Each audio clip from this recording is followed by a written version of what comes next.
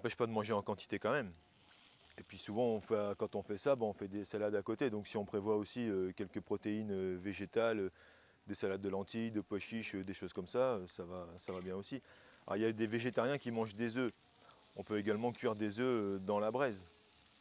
Il n'y a aucun interdit et je crois que le cliché du barbecue, c'est souvent brochette, saucisse et on s'arrête à ça. Bon, alors, nous on fait un petit peu de tout. Surtout Benjamin, le chef du bistrot, là, fait en quelque sorte un petit peu de sa spécialité aussi, ces espèces de barbecue.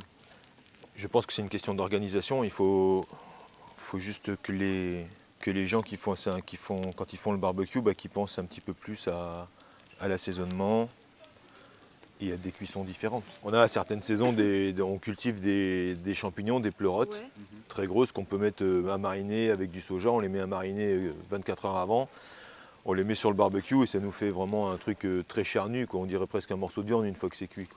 La dernière fois, Benjamin, il avait fait des choux-fleurs un petit peu fermentés, tout ça. Puis après, on avait mis comme ça sur le barbecue. Ça donne des notes très différentes de ce qu'on connaît. C'est vraiment super parce que ça nous change.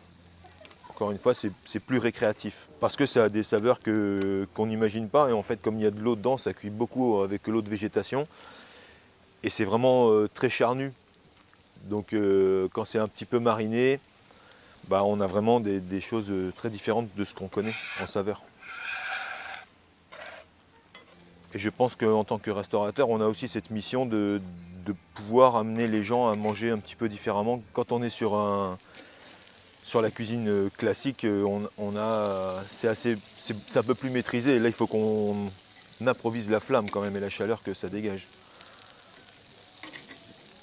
Et puis on est dehors, et puis les odeurs ne sont pas les mêmes, etc. Donc c'est vraiment assez différent. Et même chez moi d'ailleurs, j'aime beaucoup faire des barbecues parce que même quand il pleut ou quoi, des fois, moi je fais beaucoup de barbecues parce que ça me change de mon quotidien. J'ai plus la chaleur normale, j'ai plus les casseroles, etc. Et c'est beaucoup plus intéressant, rigolo en tout cas pour moi. Nous, le barbecue ici, là, il est allumé depuis 9h30 à peu près. Donc ça fait déjà 2 heures, quoi. Justement pour qu'on ait de la chaleur, de la braise, de la fumée, mais qu'on n'ait pas trop de flamme au contact de l'aliment. Et c'est pour ça que sur cette partie-là, notamment, je bouge un petit peu pour pas que la flamme touche l'ingrédient, parce que c'est ça qui donne un mauvais goût en général.